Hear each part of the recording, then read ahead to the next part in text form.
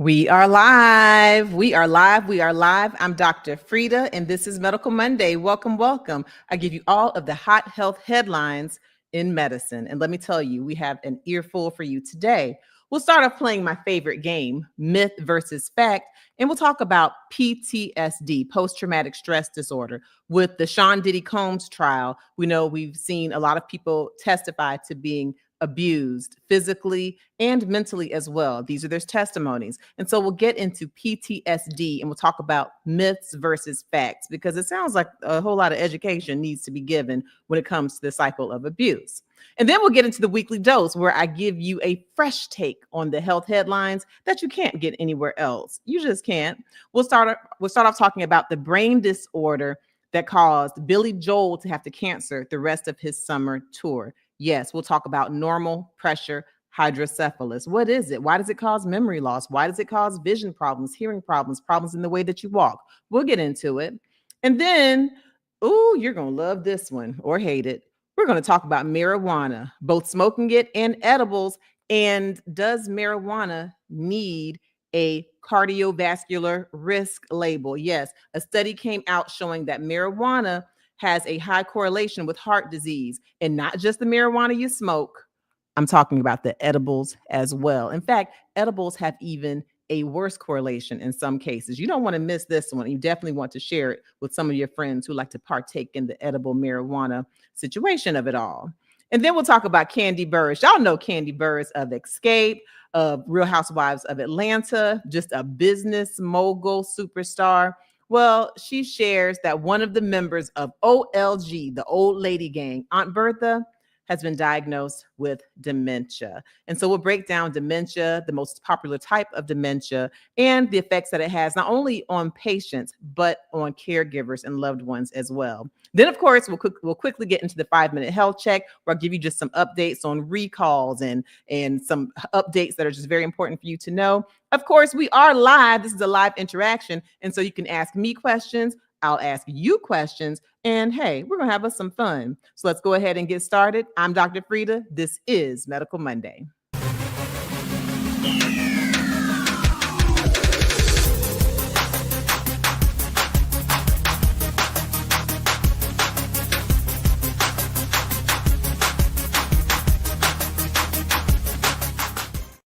Welcome, welcome. We're live. This is Medical Monday. I'm Dr. Frita, and we're about to hop into these hot health topics in the headlines. But you know I'm not doing it alone. You know that. Let me please welcome my practice manager of 13 years at this point, plus my co-host, Ms. Shador. Welcome to the front of the stage. How you doing, Shador? Good, Dr. Frita. How are you? 13 years. Wow. 13 years. Oh my gosh. That's, in this, at least for me, 13 is my lucky number. Because let me tell you what I really appreciate, Shador. Now, I go to offices, because at times I have to be a patient. I'm a horrible patient. Good doctor, horrible patient. But when I go, a lot of times the people who are in the front office or the administrators or the practice managers I have to deal with are just kind of rude, uncaring, and it's enough to make me want to leave before I even get a chance to interact with the physician. But one thing I can say consistently over the 13 years, I can guarantee that if someone opens their mouth to say something about you, it 100% will be a positive. And that's no exaggeration. Oh, Shador is worth her weight in gold. Oh, she's so patient. And so I am one of the physicians who's able to just relax, because I don't have to worry about what's going on in leadership, in the front office and all around the office. And so I appreciate you so much for that, Shador. And for anyone who's in the chat replay, if y'all have met Shador or if y'all have had an experience, go ahead and put it in here, because I know it's going to be positive. So yeah, it's been 13 years. I do try my best. Thank you. Thank you. Thank you, Shador. All right. So let's go ahead and get started. Shador, this was a great basketball weekend for my son. Oh, okay. They were playing, he does AAU basketball also, my 14-year-old Gregory. They were playing against a circuit team. They were sponsored by a big, company. And these boys walked in, and it looked like the shortest boy was 5'10". These boys were 6'2", 6'3", all, was 14U. And so my daughter, his twin, she's going to get mad, but it's the truth, was like, oh, they're about to get a belt. I said, get a belt? What do you mean? She's like, belt to bottom. So she just knew that our team was done for. Gosh. So we were down by 11 at one point, but then we kind of got up there tit for tat, back and forth, almost tied, up, down. Last 16 seconds of the game, we were losing 47-49. Our coach called a timeout. Shout out to Wood Elite. Our coach called a timeout, came back in. We scored a 3-pointer in the last few seconds of the game. We won 50-49. Oh, yay. I came home and took a nap. I was tired like I played. It was so good. It was good. But yes, I was tired after the weekend. Yes. It's about me with these AAU games sometimes. But let me tell you what's really making me tired, Shadora. Some of the reactions of people when it comes to the Diddy trial, okay? Mm-hmm. The Sean Diddy Combs trial, because I'm finding that a lot of people are just really not showing very much sensitivity to the alleged victims and to the victims. And for some of them, I don't say alleged because we know that with Cassie Ventura, he was caught on tape and admitted, Sean Diddy Combs was caught on tape and admitted to being physically violent. So that part's not alleged. We know she's at least a victim of physical abuse, if nothing else. But I want to talk about PTSD because that's been really huge. So let's open up with the clip with attorney Simone, Girl, Is That Legal? And let's talk about just some of the PTSD as she is witnessing it in the trial. And then we'll play our game, Myth versus Fact. Yeah, right. I had the right one here. Okay, this one with the two ladies, right? No, it's. Oh, I see. Here. You see? Sorry, guys. Attorney Simone, Girl, Is That Legal? All right, here we go. Because did he unalive her, which he probably would. Now let me describe her before I get into her testimony. This woman is terrified. I see now why she wanted to be an alias, Mia. She is, okay, she's in her 40s. She's Caucasian, attractive looking woman. She doesn't even look up. Like when she was testifying and they were asking her, like, did you ever experience any violence with Diddy? She said, yes.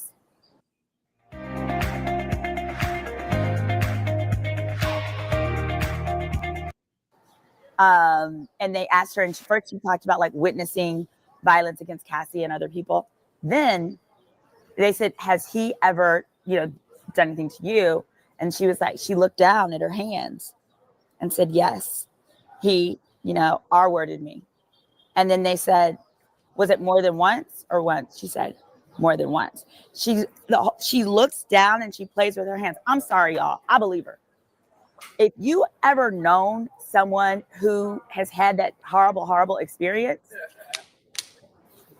that's how they talk about the incident. And she talks so slow. If I don't know, if you know who she is, will you be allowed to say her name? I guess anybody could, but I mean, that you'd be a terrible person.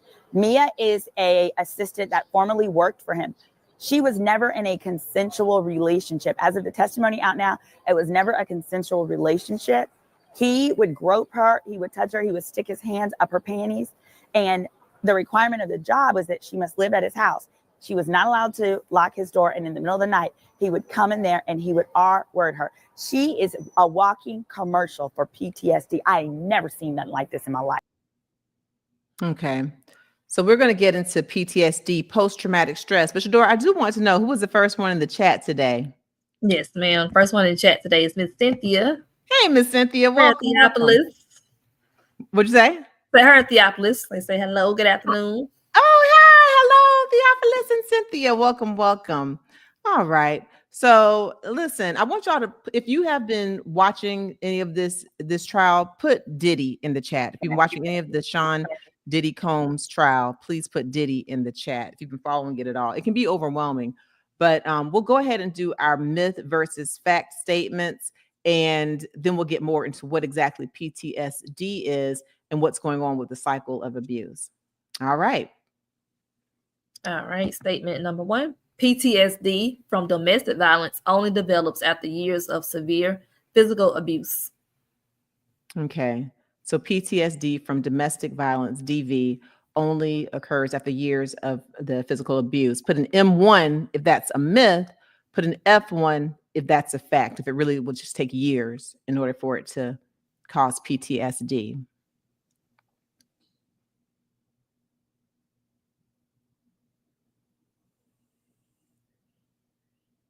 Okay. Statement number 2, please.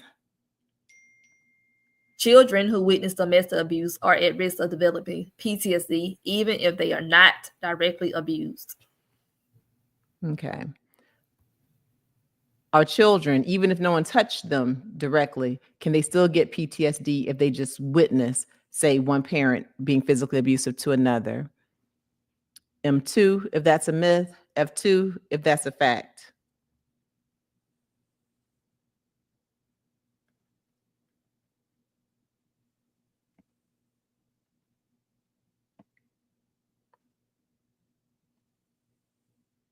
All right, pencils down. All right, let's go over these. I'm curious to see if we have a mixed bag or not. Yeah, we do actually have a mixed bag. Okay, okay. So statement number 1 again, PTSD from domestic violence only develops after years of severe physical abuse. Okay. We have Mr. Mister. Hi, Mr. Mister. Says F1, it's a fact. That's a fact. That's going to take years before it leads to PTSD. All right. Anton. Hi, Anton. Welcome back. Says a myth. You say it's a myth. It doesn't necessarily take years. You can still get PTSD even if it's maybe a shorter occurrence. Okay, Anton. Miss VE, hey, says Hi, a Miss myth as VE. well. Welcome. She says a myth. A myth. Okay, so she's with Anton. Tisha is with Anton and VE as well. Hi, Tisha. And Natalie. Hello, she's with Natalie. Mr. Mister. She says fact. Natalie. Y'all know that song from Bruno Mars. Anyway, hi, Natalie. Okay, so you're with Mr. Mister. Yeah. All right. Myth versus fact.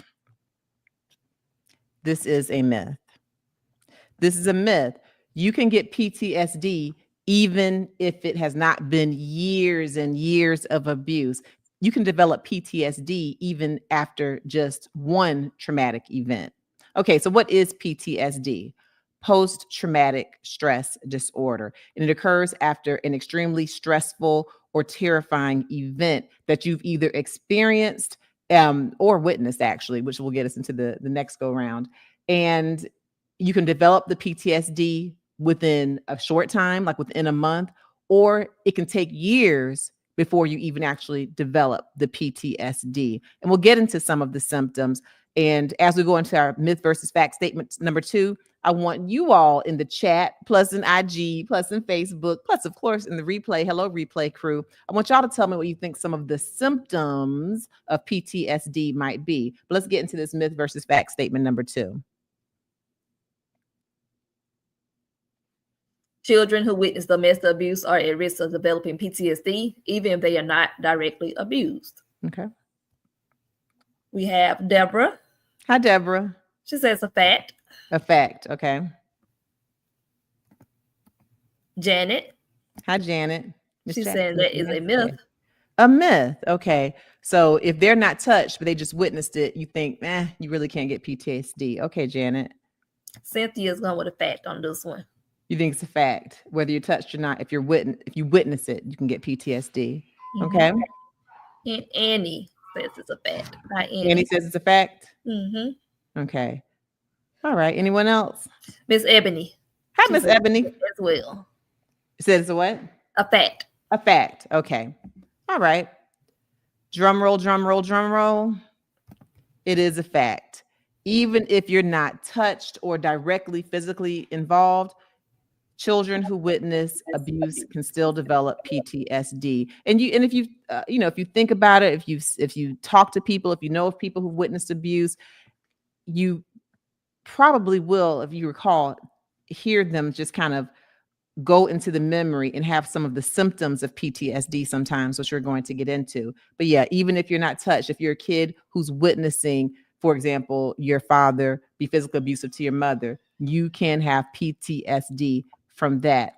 And also, as with the Sean Diddy Combs trial, if you're someone who witnessed abuse, and we have many people so far who have testified to witnessing Sean Diddy Combs being physically abusive to Cassie, many of them have witnessed it. And so it would be possible for them to have PTSD because, again, by definition, PTSD is a reaction that occurs after having a stressful, terrifying event either happen to you or if you witness it. That's a part of the definition.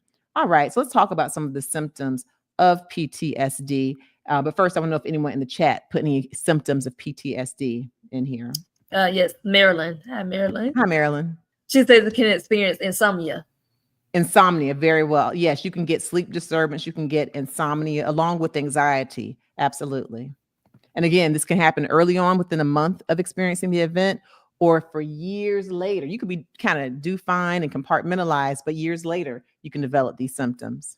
Mm-hmm. All right. No one else shared any symptoms, Dr. Fisher. You want to enlighten us?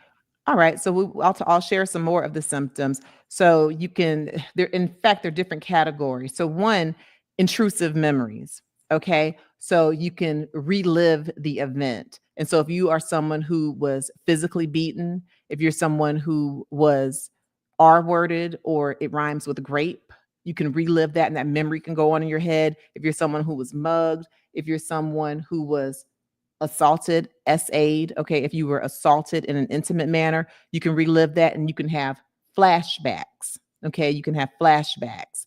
You can also have avoidance where you kind of keep to yourself and you avoid situations, not just ones that will necessarily be in direct association with the stressful event, but if you avoid people altogether, if you avoid family, if you avoid being with people, avoidance is one of those reactions that can be associated with PTSD.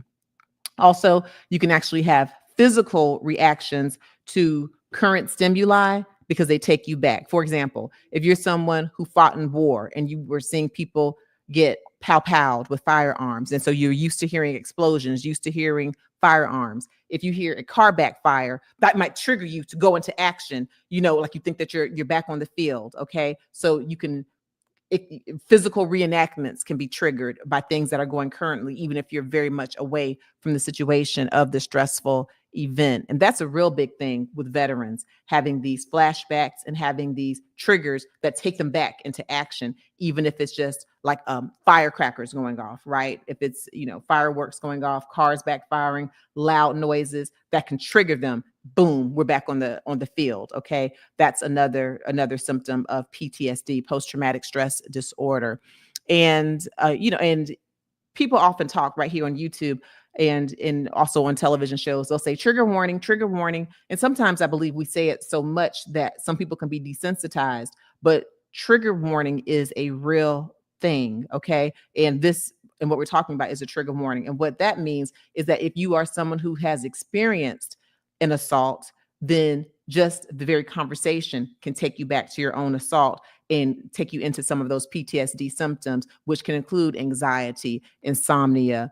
You can even have physical reactions like sweating, fast heart rate, things of that nature. I was watching the Jessie Wu. I was watching her YouTube channel, and she was talking about some of the things that she's, you know, witnessing in the Sean Diddy Combs trial. And she shared that she has actually been a victim of SA, of an intimate assault. And she was saying how it triggered her. And so that's the type of thing. And I'm not saying that she has a diagnosis of PTSD, but someone who did have a diagnosis of PTSD, certainly listening to all the intimate details and the violence, if it's anything similar or makes them think of their own event, then it can send them into having some of these PTSD symptoms. Okay, so if you or a loved one, you know, is experiencing symptoms of PTSD, if you know of someone, please reach out to your doctor to get help, to get some mental help, because it's a real thing. And it can even lead you to, if you're deep in a place of depression, it could lead you to self-harm. And for those of you who've been following the Sean Diddy Combs trial, Cassie actually shared that she has had those thoughts. And just a real quick overview for anyone who happens to have not been watching, Cassie Ventura is a person who was Sean Diddy Combs' girlfriend.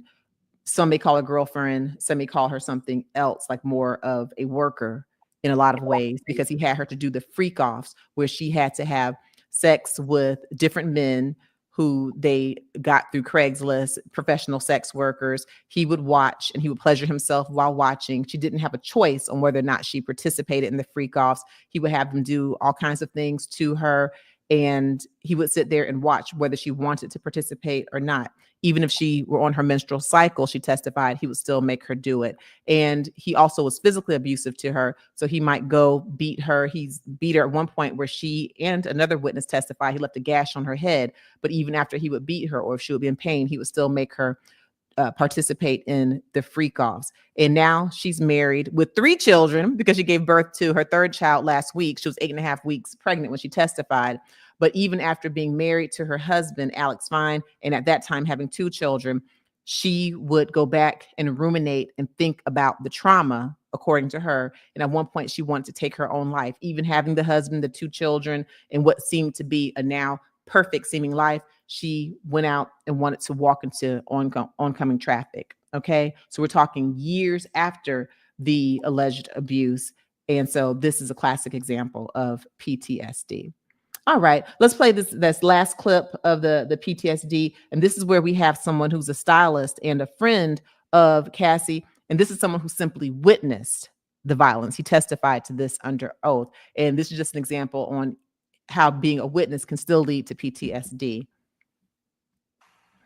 Hi, Judge Ashley. So right now, witness Deontay Nash, witness for the government, is on the stand, about to start cross-examination. And he's really turned out to be a pretty key witness for supporting and corroborating all the testimony and allegations we heard from Cassie Ventura almost a couple weeks ago now. Prior to this, we heard that Cassie never really spoke of the freak-offs to anyone. She was very ashamed of them. She was very embarrassed. But he's Deontay Nash, who was a friend and part of their circle of friends, that styled Combs and styled Cassie for a lot of the performances and, artistry that she did. He was there and he really witnessed, he says he witnessed a lot of the abuse that she has described, including and that he also was a victim to, allegedly, to some of Sean Combs' lashing out and rages. Deontay Nash has testified about the 2013 incident when that Cassie Ventura described at her house where she was sleeping, and Sean Combs came in and demanding, to know where she was, why she wasn't answering her phone, and that Combs just attacked her. And Deontay Nash, like Cassie had said previously, jumped on his back and tried to get Sean Combs off of Cassie and to stop attacking her. And this is the incident that she said left her with a permanent scar over her eyebrow. And that she said to this day she covers up with makeup. And Deontay Nash even provided this context for what Combs allegedly said afterwards. "Look what y'all made me do." And this was when, after that, Combs rushed her to a plastic surgeon so that she could get it stitched up and be on her way. Yeah. All right. So there's no question about the violence, as far as Sean Diddy Combs, because again, some of it we saw on tape, but this trial is about more than that. It's about RICO. It's about trafficking. It's about having an enterprise, which I actually do think, and this is my opinion, that the prosecution is proving, but that remains to be seen. But as far as the medical side of it, y'all, please go ahead and give us a like as you are watching this video. And I have put out a lot of videos with the medical aspects of the Diddy trial. So if you just go through my Instagram, Facebook, right here on YouTube, you'll find some shorts where I've talked about the pink powder that they found. So I talked about the dangers of ketamine and MDMA or Molly. I also did a video about Cassie, where she testified to having frequent urinary tract infections and mouth sores from the oral intercourse that she was forced to have in the freak offs. And so I talk about UTIs, sexually transmitted infections, mouth sores, the different implications for physical health, okay, and infections from being in a freak off. And then I also talked about, I just put one out this weekend as well, where I go into more detail about some of the different drugs that are being used. And so, so make sure you check these things out. Give us a like, and I have different information on different social media platforms. And for those of you who are new to me, we are about to talk about, marijuana, okay, in edibles, because I know a lot of people do edibles and they think, well, it's different from smoking something. It's certainly not as bad as smoking cigarettes. Well, a new study is showing us something else. So if you know of people who participate in smoking marijuana, doing the edibles, and this kind of, you start thinking that, oh, it's not that big of a deal. We have new studies showing something else, okay, that even eating edibles can be just as bad as far as correlation with vascular disease as tobacco smoking. And one portion of a study showed that the edibles even had a stronger correlation with poor vascular disease when compared to smoking it. Yeah, the edibles had even worse outcomes than the smoking. I'll go and break down the study, but you don't want to miss that. You definitely want to share this with people who take edibles and do marijuana and think it's not that big of a deal. Oh, child, if it ain't ants, it's fleas. Okay. So now, first, let's get into this weekly dose where I'll give you a fresh take that you simply can't get anywhere else. If you watch The Real Housewives of Atlanta, or if you even have watched it over the years when Kandi Burruss is on there, please put an RHOA in the chat. And Shador, let me know later on who puts RHOA in the chat, because we are going to get into talking about her. But first, let's talk about Billy Joel.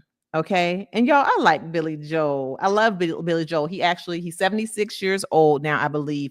Huge songwriter, huge singer. He's in the Songwriters Hall of Fame, and he's in the Rock and Roll Hall of Fame. So put your favorite Billy Joel song, please, in the chat. But he had to cancel his summer concerts because of a rare brain disorder.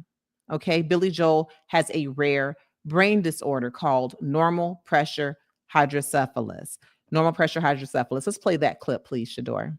Grammy Award-winning Billy Joel, who is in both the Songwriters and the Rock and Roll Hall of Fame, shared that he has been diagnosed with the neurological condition normal pressure hydrocephalus. I'm Dr. Frita, and here are 6 things to know. 1, normal pressure hydrocephalus, or NPH, is a condition in which cerebrospinal fluid, or CSF, builds up in the brain, causing issues with balance, movement, hearing, cognition. 2, your CSF is the fluid that surrounds your brain and spinal cord. It is responsible for providing cushion on the brain against the hard skull. It also takes nutrients too and leads waste away from the brain. You typically only have about 5 ounces or 150 milliliters of CSF at any given time, but your body makes a half a liter or 500 milliliters of CSF each day. 3, here is the mechanism of how normal pressure hydrocephalus develops. Normally, the CSF is drained away from your brain into large veins in the head, but in NPH, it is not drained appropriately. There's typically some type of a backup, and so you get excess CSF. When this happens, there is a buildup of CSF.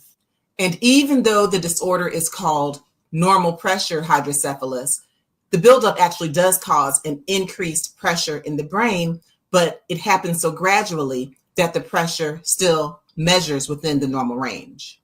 The pressure buildup on the brain is what causes the symptoms of NPH. 4, symptoms of NPH may include problems with walking and balance, urinary incontinence, problems with hearing, vision. It can also cause cognitive issues like memory problems, problems with executive functioning, emotional changes. 5, normal pressure hydrocephalus can be diagnosed with a history and physical, also a brain MRI, a lumbar puncture. 6, the good news is that there is a treatment. It consists of the surgical placement of a shunt, which is a catheter or tubing that is placed through a drilled hole in the skull into an area of the brain, and it drains excess CSF out of the brain, usually into the abdomen or the peritoneum. This causes the excess CSF to be removed from the brain. It allows a decreased pressure on the brain, and usually most of the symptoms resolve. All right. So that's the short explanation of normal pressure hydrocephalus. You can find that short here on YouTube, where I'm very proud to say we have over 866,000 subscribers, maybe more than that. And so I want to thank everyone who follows us on YouTube, who subscribes. And if you're not a subscriber, please come on over to YouTube, join us, subscribe, hit the notification bell so you'll be aware of when I release new content. We're slowly marching toward 900,000. subscribers. And so I appreciate you here. I also appreciate you on IG and on Facebook. We crossed over 50,000 there. So hello to all of you. Welcome. And hey, replay crew, you know I appreciate you. And for those of you who are new to me, I am Dr. Frita. I'm an MD. I'm a medical doctor. I am a board certified nephrologist, meaning I'm a board certified kidney and high blood pressure doctor. I have also been board certified in internal medicine, pediatrics, and obesity medicine. So I like to talk a lot about a lot, and I love to share it. And so if you have any questions, you can go ahead and put them in the chat as we talk. And for some, I'll get a chance to get to them. If you have more in-depth questions, or you would like to spend just like a whole hour asking me questions and kind of taking advantage of all of the learning that I like to do, please join our membership. You can click the link in the description to join our membership. But meanwhile, please go ahead and give us a like. It's a free way to support the channel, and we really appreciate it when you do that. All right, so for normal pressure hydrocephalus, and tell me if anybody put any favorite Billy Joel song in there. I like mine is Longest Time. Oh. Yeah, a few people chimed in with that. Oh, I want to hear. I want to know who knows Billy Joel songs. I think you said that. Our friend Thomas, haven't seen him in a while. Thomas said we didn't start the fire. It's his favorite. We didn't start the fire. That song is deep. Listen, for everyone listening, please go look up the lyrics. I actually had to, for one of my assignments, go through and explain what each lyric in We Didn't Start the Fire was about. It is a huge walk in history and conflict. It is a history lesson. I can see why he's in the Songwriter Hall of Fame. But yeah, that's the most intellectually profound song to me. We Didn't Start the Fire. Ooh, that's a good one. Yeah, you just back. You says Piano Man. Piano Man. Ooh, that's another big one. And I mean, he is talented. He really is. And you know what happened? He actually fell on stage, which gets us into the normal pressure hydrocephalus symptoms. I'm going to go over the symptoms, but I want y'all to tell me in the chat, tell me what other diagnoses you think could be confused with normal pressure hydrocephalus based on some of the symptoms. And we know that there is a Hawking's triad to normal pressure hydrocephalus, where you can get urinary incontinence, cognitive issues, meaning issues with memory, issues with executive functioning. You can also have issues with your gait or the way you walk, mainly affecting the legs, like not being able to lift your feet, doing a shuffling. Can y'all tell me what other diagnoses you think could be confused with normal pressure hydrocephalus, knowing these symptoms? So yeah, urinary incontinence, cognitive issues, and problems with how you walk, kind of having a wide base gait, your feet wide apart, or shuffling when you walk. You can also have issues with vision, issues with balance. And again, even though it's called normal pressure hydrocephalus, that's only because the buildup of the CSF, cerebrospinal fluid, is pretty slow. It's so slow that when you measure it, when they do like the spinal tap or lumbar puncture, when they put a needle in the spinal canal and they measure the pressure of the CSF that's bathing the brain and the spinal cord, the reading usually comes out pretty normal. But over time, it still does put pressure on the brain, and that's what leads to these different symptoms. Did anyone jump in already and say what they think normal pressure hydrocephalus might get confused with? No. It can cause cognitive issues with the way that you walk. It can cause shuffling gait, memory loss, things of that nature. But the good thing about normal pressure hydrocephalus is that once the treatment is initiated, then many of these symptoms will reverse. So for example, answer, Dr. Frita. What's that? Someone chimed in, Andrea. Good. Hi, Andrea. MS, multiple sclerosis. That's a good one. With normal pressure hydrocephalus, most of the people who are diagnosed are older than the age of 65. When we think of MS, we can have a wide range, but we largely have people who are younger. And so the age doesn't always match. But as far as having symptoms that affect different nerves, you're walking and, shuffling and even urinary incontinence, just different random nerves or neurological points being affected, I could see how that could be something that is confused. The one I'm really looking for, though, Andrea, is what other diagnosis typically happens in older people that might give them some crossover symptoms, like problems with cognition, problems with movement, and even urinary incontinence, problems with executive functioning. By executive functioning, I mean like being able to follow directions enough to cook a recipe, being able to write a checkbook and keep everything in order, being able to label an envelope. These are things that require executive functioning, having multi-step processes. With normal pressure hydrocephalus, you lose some of that while you're having the symptoms. You also have some memory loss, you have some confusion, and again, you have a problem with the shuffling gait or the way that you move. Yep. Andrea came back. She said Alzheimer's. You got it. You got it. That's a big one they confuse it with, Andrea. Okay, come on to the top. Come on to the front of the class, Andrea. Come on up here. So yes, Alzheimer's, because with Alzheimer's, you can get memory issues, cognitive problems, difficulties with executive functioning. Andrea, here's the big difference. Even though we have different medications and treatments where we try to slow down the progression of Alzheimer's, we don't have a definitive treatment. For normal pressure hydrocephalus, however, we do. So once that VP shunt is placed, that ventricular peritoneal shunt, and that's the treatment for normal pressure hydrocephalus. What happens is the neurosurgeons will drill a hole in the skull and they'll put a catheter or tubing in the brain area, okay, where the excess fluid is. And then they'll connect the other end, like under your skin, into usually the abdomen. And literally they'll drain excess fluid from the brain. So like drain excess CSF or cerebral spinal fluid from the brain. And that allows less pressure to be pushing against the brain.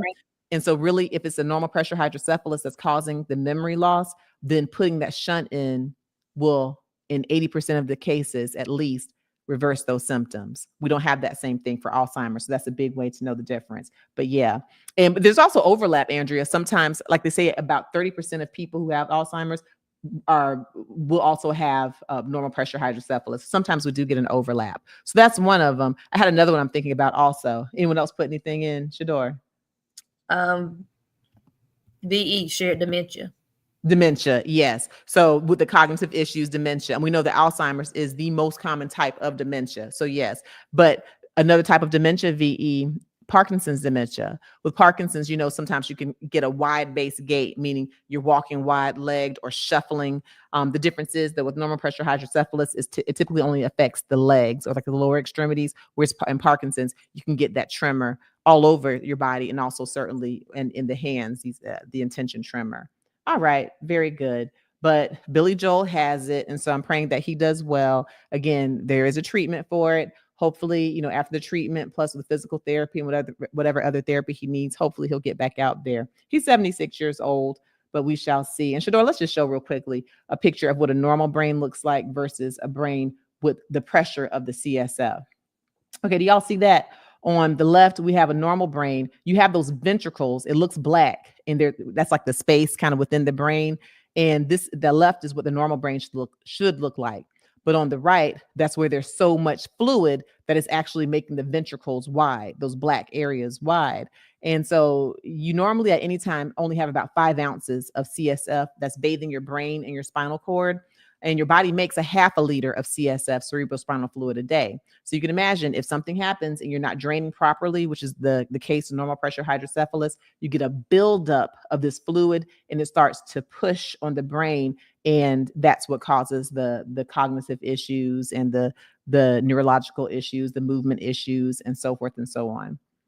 All right. Y'all, please go ahead and give us a like as we keep moving, because I'm giving you evidence-based information, including this next story, which maybe I'll get some friends, maybe I'll get some enemies, but we have evidence now in a study that marijuana, both smoked and the edibles, can have cardiovascular effects. Not only that, it's been linked to cardiovascular effects that are just the same as the ones caused by smoking cigarettes. And the edibles in one of these studies actually showed the edibles was actually correlated. Okay. There was a link with edibles and a worse vascular function than even someone who just smokes marijuana. Okay. This study has me turned all the way upside down and around. All right, let's play this.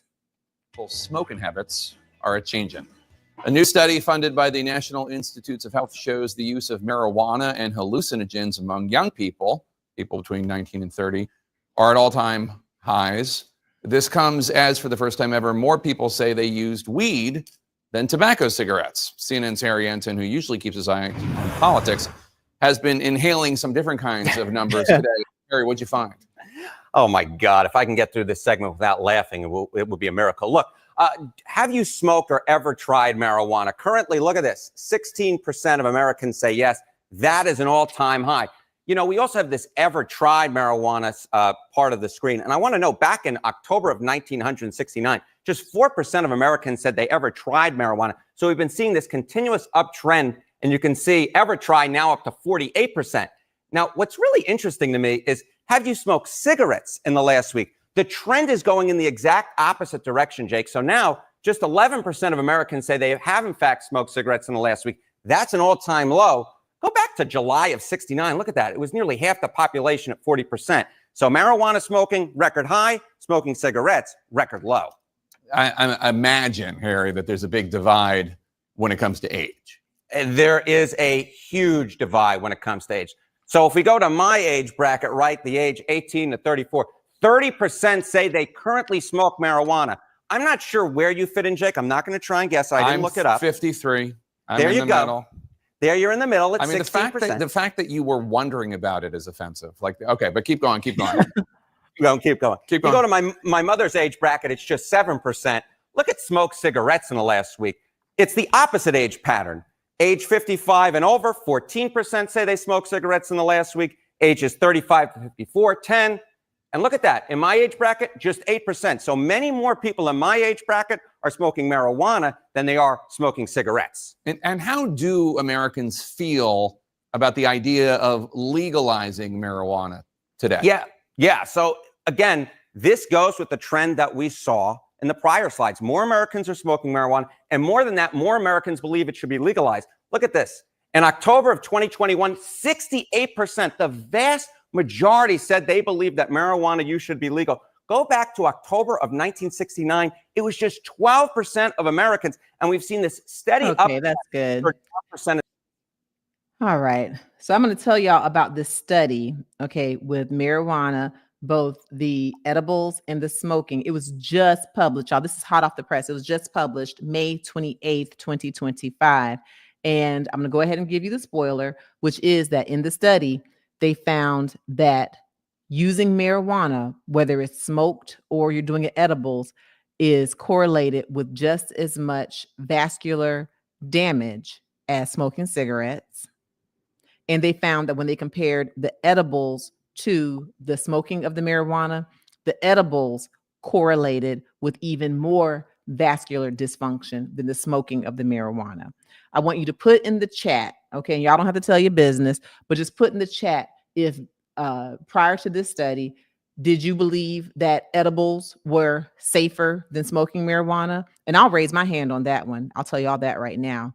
But did you believe that edibles were safer, quote unquote, than smoking marijuana? When, like, if someone had asked you about which one was correlated more with heart disease or correlated more with vascular disease, would you have thought the edibles were safer than smoking marijuana? And prior to the study, would you have thought that smoking, inhaling, vaping, anything with the marijuana, would you have thought that that was considerably safer as far as correlating with heart disease than smoking cigarettes? Because again, in some of these studies, they're showing that it's comparable, that there's a very similar correlation as far as heart disease and vascular disease with marijuana use anyway, edible or vaping or smoking, when compared to tobacco. And so I want to know what y'all think about it, because these studies turned me around, but we're going to break them down though. We're going to break them down. All right. And then Shador, let me know when people. Yeah, we got some reactions from. Oh, we got reactions already. Okay. What were they saying? Chiming in. So Marcia said yes. Yes, you're surprised. I was surprised too. I'll be honest. Y'all know I stay up on the data. I read journals, articles every day, all day. No joke. But like I said, this study just came out May 28th. But we'll talk about what I think about the study as well. Who else? You says did not have a clue. Did not have a clue. Yeah. You would think the cute little gummies and whatever they have, there's no comparison, but they're finding that there is a correlation with poor vascular function, which we'll talk about. Who else? Miss Aileen says no, not surprised. You're not surprised. So Miss Aileen, so you already were like, you didn't care about all this legalizing of marijuana and the stigma being taken off and people just in everyday talk. Oh, I did an edible. Like people talk about it on YouTube. They talk about it everywhere. It's become common conversation, right? And you see different pop-up marijuana shops but you're not falling for it, Aileen. You were like, all of it's a substance. Okay, so let's talk And about the study. Over on IG, Dr. Fisher, couple people. Hey, IG, what's going on, IG? Y'all, what I do for y'all on IG? Y'all saw, look, after I finished watching Real Housewives of Atlanta last night, I posted a video on Brian McKnight's son, Nico McKnight. He passed away from colon cancer at the age of 32. And if you followed their story, you saw where Brian McKnight and Nico McKnight were estranged from each other. So even though Brian McKnight's son had developed cancer, he'd been battling it for 2 years. And we even have, he shared tweets and text messages where he wanted to reconcile with his father. He said, I just want one more hug and then I could be ready to go, because he had stage 4 colon cancer, had already spread. But Brian McKnight's response was, I can't just arbitrarily say I love you. That was, paraphrasing what he said. Brian McKnight is quoted saying that his children from his first marriage are products of sin. He called them evil. Now he's married to another woman. She has children, previous children, plus they have a child together. He named that child Brian McKnight Jr., even though he already had a Brian McKnight Jr. from his previous marriage. And now his son has passed away at the age of 32 from colon cancer. And so I go into detail about colon cancer and specifically why it disproportionately affects Black people and why it affects Black people at younger ages and more aggressive. I go into detail. Y'all, you got to watch this IG over there. You got to watch it because I talk about how Black people are 20% more likely to be diagnosed with colon cancer in America when compared to other ethnic groups. And we are 40% more likely to pass away from colon cancer when compared to white Americans, okay? We also are twice as likely to be diagnosed with colon cancer before the age of 50. And so in this video, I get into the reasons why. Yes, we know about socioeconomic factors, but there's some genetic factors as well. You don't want to miss that. So just check out the different social media platforms. I drop different things. Okay, so what did our member from IG have to say? Welcome. Dove says no, not surprised. Okay. And Nomad says yes. Nomad, you are surprised. I was surprised because honestly, in my mind, anything that you smoke, like cigarettes, I'm thinking that cigarette smoke is a carcinogen, like a cancer-causing agent, which it is, and that the cigarette can destroy the lining of vessels, which the cigarettes do. The cigarette smoke will do it. But in my mind, it was mainly associated with the smoke. The study, what it's saying about the edibles, if this does bear out to be true, then that means it's not just about the smoke, but actually about the chemical, like the THC. And we know that the THC part of cannabis or marijuana is a part that makes you high. So high, I could touch the sky. So if you're talking about edibles, it's not the smoke that's causing the vascular damage. Is actually the content, which throws everybody off. So all of y'all who are sitting up there with your brownies and you got your green dip that's got something other than spinach that's making it green, and you think that it's totally benign, according to this study, it's not. But let's talk about this study because the study could use some work. When I talk about randomized controlled trials here, I'm usually talking about thousands and thousands of patients, right? Because we know the bigger N or the bigger number we have, then the greater power the study has and the more likely we can take that study and kind of compare it with real life. Well, in this study, there were only 55 people. Between the ages of 18 and 50, only 55 people. So right there, and this study was done out at the University of California in San Francisco, but right there, our number is so small that it's really hard to really generalize it to the population, but that's okay.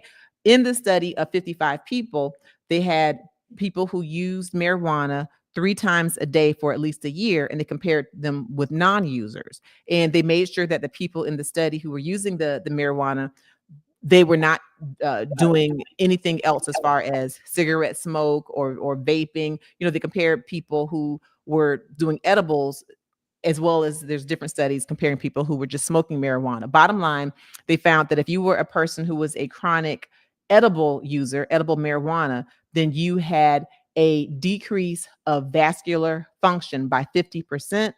Compared with people who were non-users, okay? You had half the vascular function. You decrease your vascular function by half. And we'll talk about what vascular function is. If you were someone who smoked marijuana, that's something that's found in one of these studies. If you smoked marijuana, you had a decrease in vascular function by 42%. So they found that people with edibles actually had more of a decrease in vascular function than those who smoked it. And they found that if you had marijuana use anyway, be it smoking, edible, or vape use, then you had an increase in premature heart disease or premature heart attack, okay? And they did that and they compared it to non-smokers. They also found that the risk for heart disease or premature cardiovascular events was comparable, very similar in people who use marijuana versus people who smoked cigarettes. Okay. So that's the gist of this new information. Now, when I talk about vascular function, I'm not just talking about like plaques or blockage. So in your vessels, okay, in your blood vessels, they're lined with endothelial cells.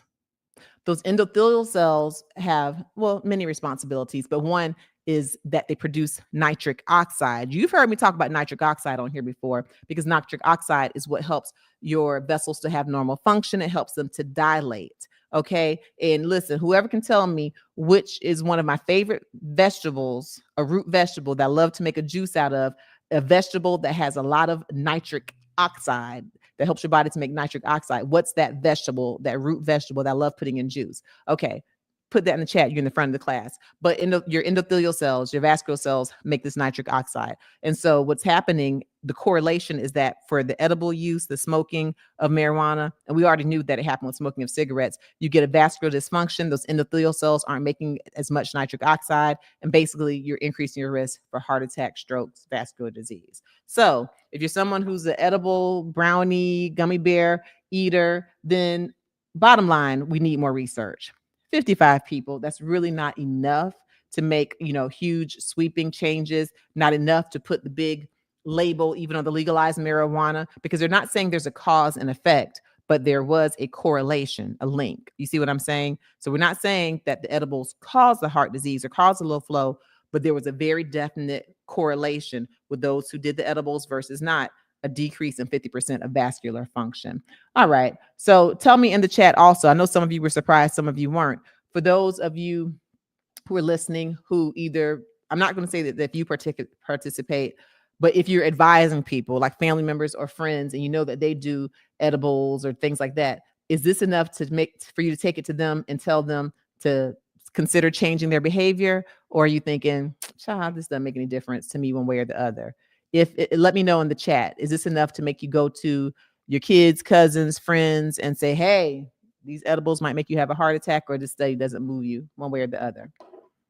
Yeah. And I'll tell you, it's enough for me to share. Oh, hello. That's what I'm doing right here on YouTube Live. Y'all go ahead and give us a like, because y'all know we're breaking down new evidence-based medicine.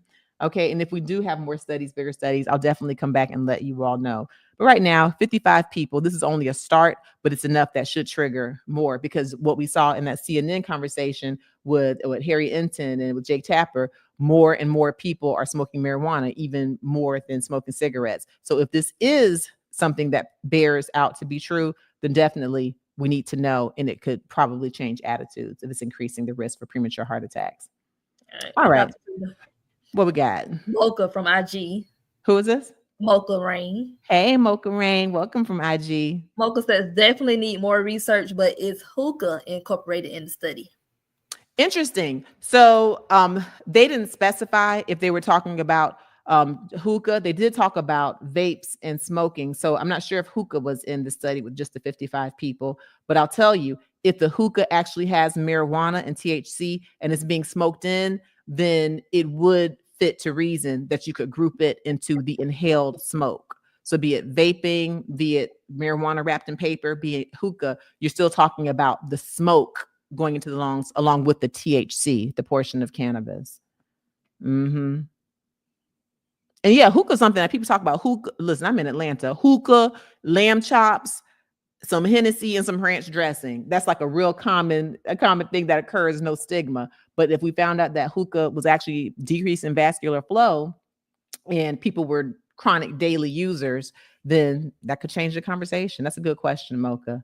And look, Mocha, I'm going to go back and look also and see if they specified, because I didn't read anything about hookah. I read about vapes and smoking, but the smoking, the breakdown of it, I need to see if they were talking about hookah. That's a real good question. I'm glad you asked. Mm-hmm. And Mocha said they'll be interested in more study on Jamaicans or any other cultures who incorporate marijuana in their daily lifestyle.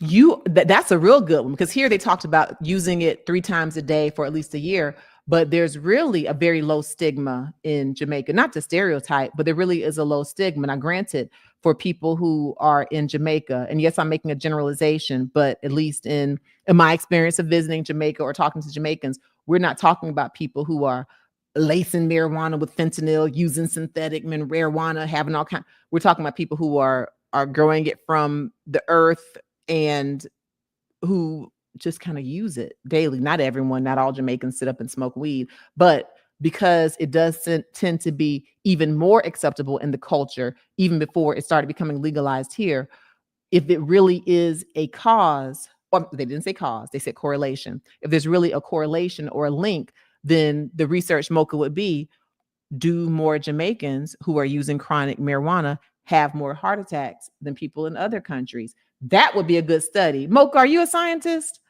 You need to go ahead and write that thing and send it to the IRB, okay, the Internal Review Board. That will be a really good study, because if you don't find that a whole island of people who tend to use it more than other places, if they don't have more heart attacks, then that can go away from the study. Or in the same way that they may be using marijuana more, do they also have more organic food with less chemicals, food with less pesticides? Do they walk more places than people here? Do they really have the no worries? No worries, no worries. Are they less stressed? And is that why they don't have more heart attacks? This study could be so good. Mocha, we just got something started.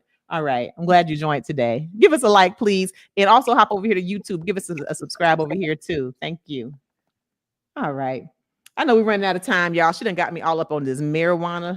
I have an emotional high now because I'm really curious about more studies that need to be done. That's really important. All right. Shall we move on to the last topic, Shador, before we get into our 5-minute health check? Yes, ma'am. And shout out to our member, Miss Andrea.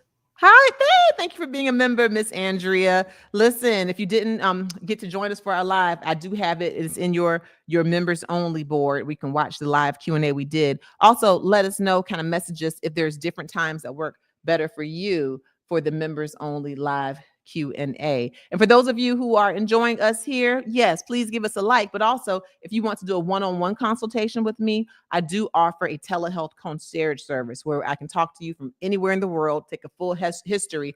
And I told you that I've been certified in nephrology, internal medicine, pediatrics, obesity medicine, and I read every day scientific articles. I stay up to date on all of the health headlines, the CDC, everything. And so I can give you my one-on-one information on what's going on in your life if you would like to have that one-on-one conversation, which we've been having some really great success with that.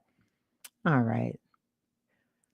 Well, okay. So let's move on to this last topic, which is, Shador, are you able to see, did anybody put RHOA if they watch Real Housewives or ever were No, watching no it? one did not. What? Y'all know y'all watch Real Housewives. It's just me. I don't care. Y'all, I watch Real Housewives of Atlanta.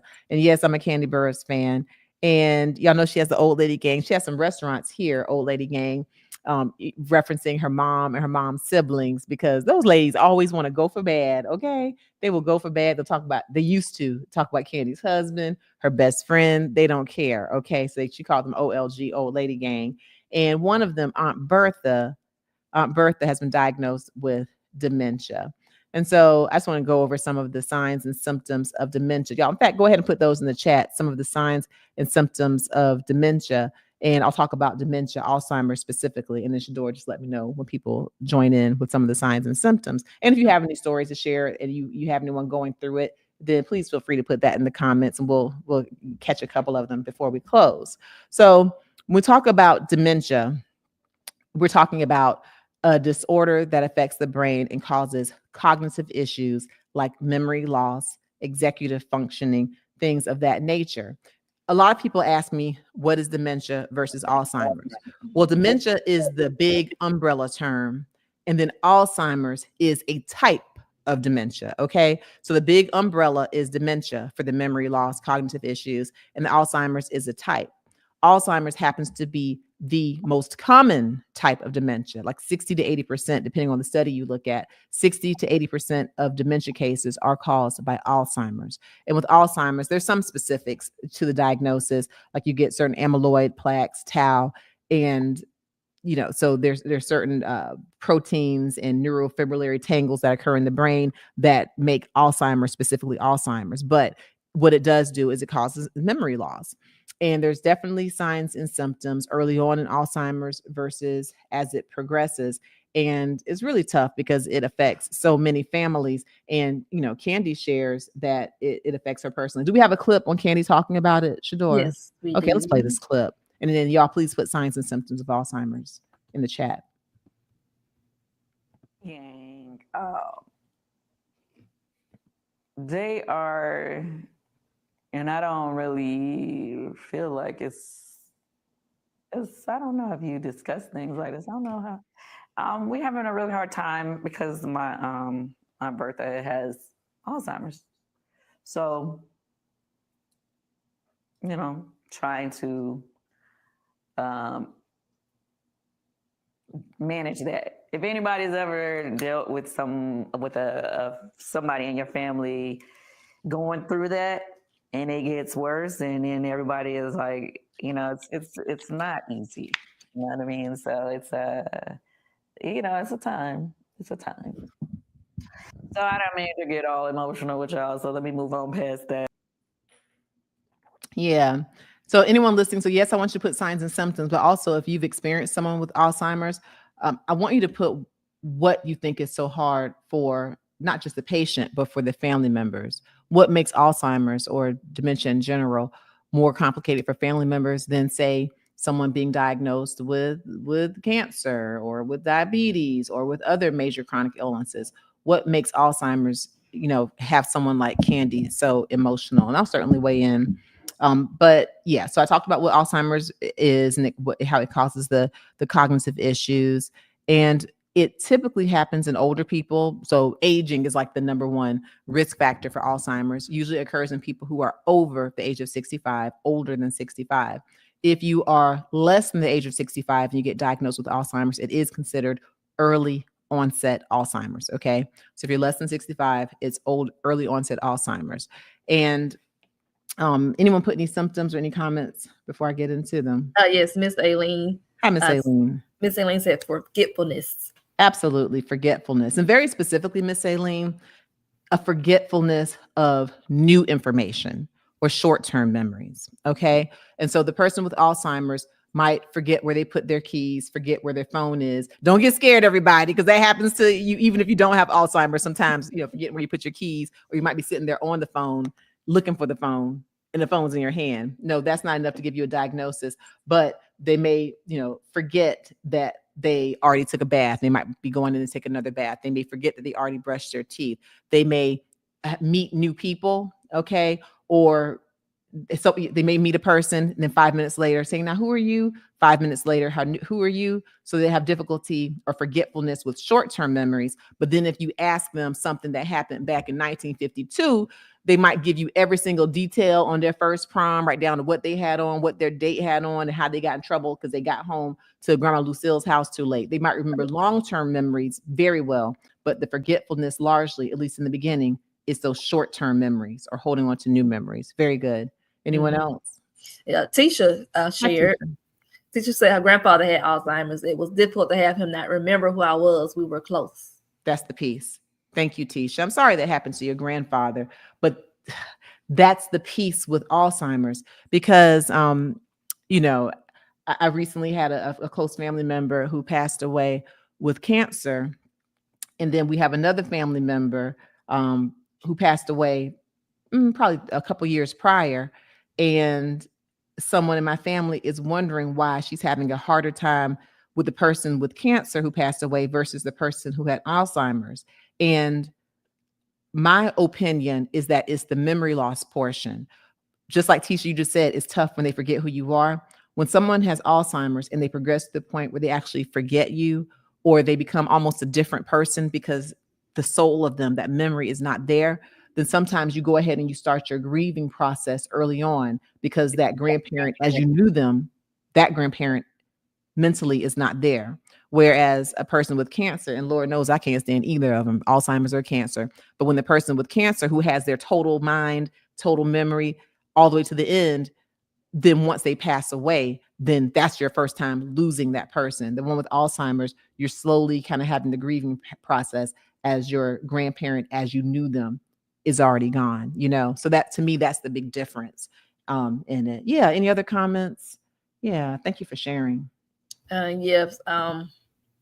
You said it's sad to watch a family member decline in their daily functions. Right. Especially someone who's really independent, like the matriarch or the patriarch of the family. Right. And to me, especially early on, when they realize that they're forgetting things, that's the hardest part. That's the hardest part. Once they're deep, deep, deep, far gone and very happily in memory loss, that's one thing. But when they're still embarrassed or when it's early on and there's really nothing you can do about it, that's when it's hard. And I've had many patients in Shador, and we've watched them, patients who are really super sharp. And then you start noticing, and you probably pick it up sometimes, Shador, before I do, when patients who are sharp and you share their appointments and they usually get everything, but then they're calling you and asking you the same questions over and over again. Because I know you've called it early on, even before their primary care doctors call it, that forgetfulness of new information, short-term memory. And it's very difficult to watch. And so I just really pray that we continue with research and that we're actually able to get treatments. There are certain medicines like Aricept, Namenda, and there's some other, clinical trials with medicines. Some of them have side effects like causing micro bleeds in the brain, things of that nature. But it's such a common disorder that really rips apart families and takes away the independence of people. But it's just really important to remain supportive and make sure that the person with the Alzheimer's, allow them their dignity. So even if they're starting to forget things, don't just finish their sentences for them or don't just make decisions for them. Okay. Allow them their dignity. Okay. If they told you a story and they just told you that story 5 minutes ago and 5 minutes before that, listen to it. Okay. And in case you're wondering, yes, it runs very closely in patients. It's been in our family. And I'm sure I'm not the only one. I'm sure those of you listening to the sound of my voice, many of you would have experienced it. But yeah. But it's not just about the person with the Alzheimer's. And just like Kandi was getting emotional and I'm feeling emotional, it affects the family member. So if you're having a hard time dealing with the family member, or yourself going through it, go ahead and seek help, seek therapy, psychologist, even a psychiatrist, because it really is an illness or disorder that affects the entire family. But some of the symptoms, in addition to the short-term memory, the executive functioning, forgetting how to be able to write a checkbook, and then eventually as it progresses toward the end, patients might forget to walk or forget to eat or forget to swallow. And so people talk about folks who die of Alzheimer's. And so it's not so much that the brain itself does something to make you die, but it's just if you're not eating and you're malnourished and then you're not walking, you can sometimes get infections like bed sores or pneumonias. And that's what happens. And, 4 to 5 years after the diagnosis, some studies will quote that's a life expectancy. I find that's very short. Many patients live for 20 years after the diagnosis. So if you're suspicious of a family member having Alzheimer's, then go with that member and talk to their primary care doctor and try to get them in a brain clinic or to see a neurologist as soon as possible so that they can be on medications if it's indicated, or even be in certain brain physical therapy, things that are geared to help keep people with Alzheimer's with their strength and with memory. Yeah. All right. Dr. Frita, Geraldine. Close up and then we'll do our 5-minute health check and get on out of here. Okay. Geraldine and Hey, from here from YouTube and Marsha from IG, they both asked, is it hereditary? And are they in preventative measure? So the short answer is this. We do believe that there is some hereditary or genetic components, but it's not a black and white inheritance like some diseases. For example, you've heard us here, we talked about sickle cell, and if you have two people who have sickle cell trait, then if those the genes that have the trait get together, then absolutely autosomal recessively, that 25% of the chance with each time they have a kid, that child might have sickle cell disease. Or hold on to my Punnett square. SSSS. Yes. They'll have 50% of kids having a trait and a 25% chance each time they have a baby of the child having sickle cell disease. So we know, so when you say hereditary, we know exactly how that's inherited, right? And then some people with kidney disease, autosomal dominant polycystic kidney disorder, ADPKD, that's an autosomal dominant disorder. So we know exactly how that's inherited, okay? But with the Alzheimer's, we do know that oftentimes it runs in families, but we can't predict exactly how it's inherited. So can there be heredity? Yes. But can you be someone with no family history of Alzheimer's at all generations back, left, right, up, down, and still get Alzheimer's? Yes. Okay. So you still could get a genetic mutation or something that that will predispose you to Alzheimer's.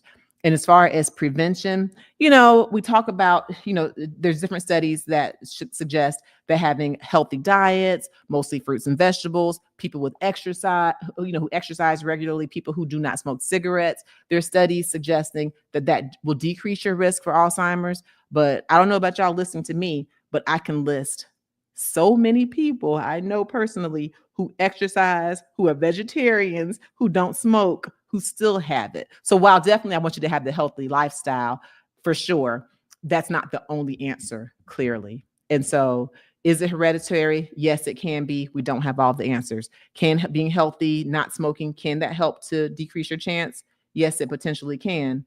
But can you still get it? Absolutely. So there's still more research to be done. I wish I had a black and white hard answer for you. All right. Thank you, Dr. Frita. 5-minute take.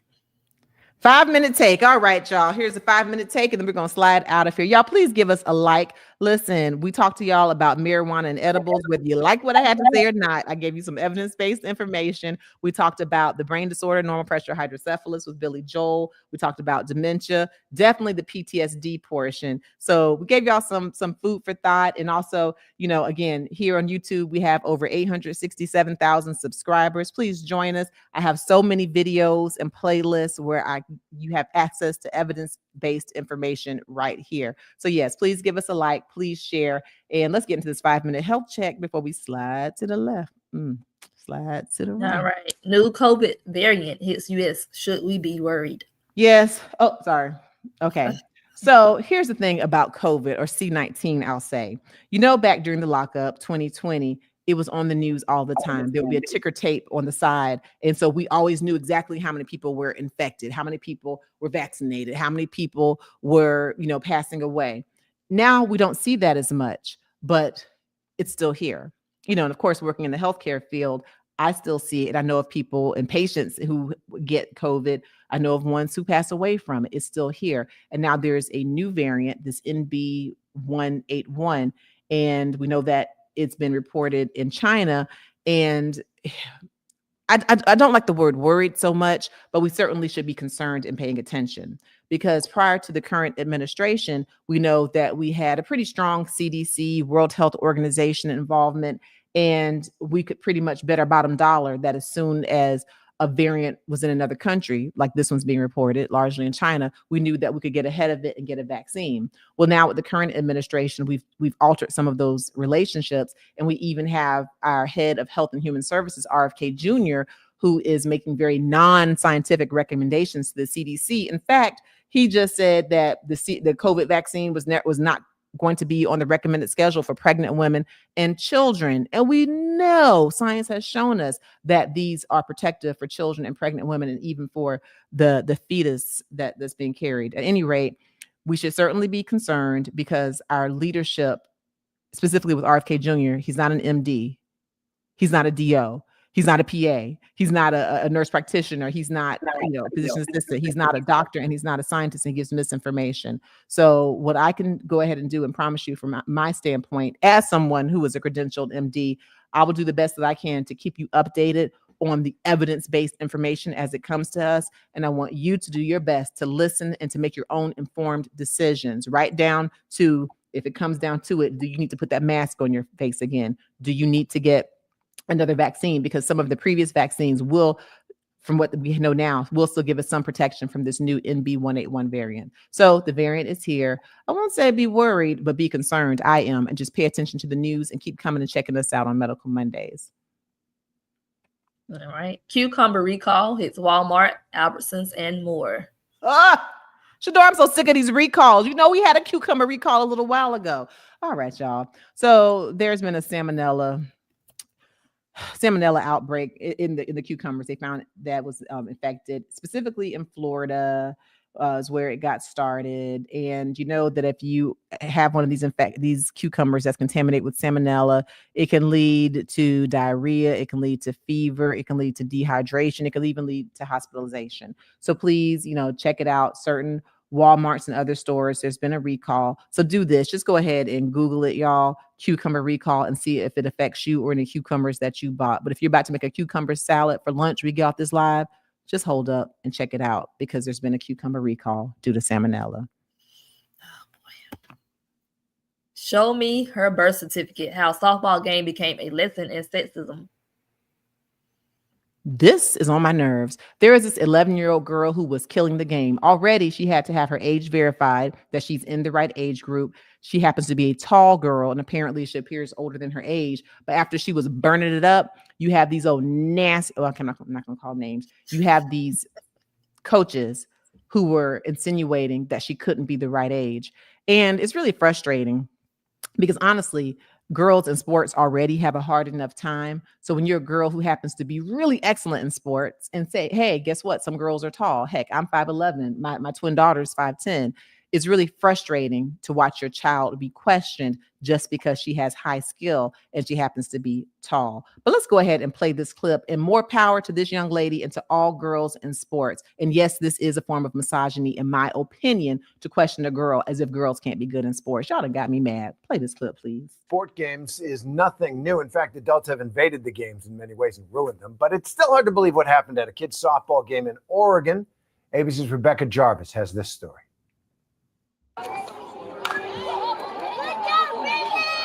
A shocking moment caught on video when coaches accused a child of being too old to compete. I want to see birth certificates when this game's done. The target of that shouting?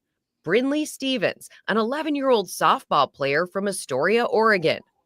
She just hit a line drive when coaches from the opposing team stormed the field and began questioning her age in front of everyone in the stands. I was holding back my tears because I was like, oh my gosh, she's out there by herself. There's these two adults are confronting her. Thank God that our coach was there to step in between. Brinley is a 5th grader who stands nearly 5 feet 10 inches tall. She and all the kids in her league have to prove their age before they join a team. Her family says she's used to comments, but not like this. It was like scary, them like coming at me, and I was just looking at him like, what the heck is going on? Following the verbal exchange, Brinley's mom says the opposing team coaches continued the behavior, making obscene gestures towards the parents when the game ended. We were upset, but we took it to the association and hoping that they do better and reprimand him, hold him accountable. That is a mess, Shador, because 5'10", though she may be, she is a child. And these two grown men, never mind the fact that she's a female child, these two grown men screaming aggressively, pretty much accusing her and everyone around her of being a liar when they are wrong. So for any adults listening, and I often, for those of y'all who follow me on IG, Mocha, I have it over there and on Facebook. I'll hop on there and do my IG lives and I'll talk about parents at AAU basketball games.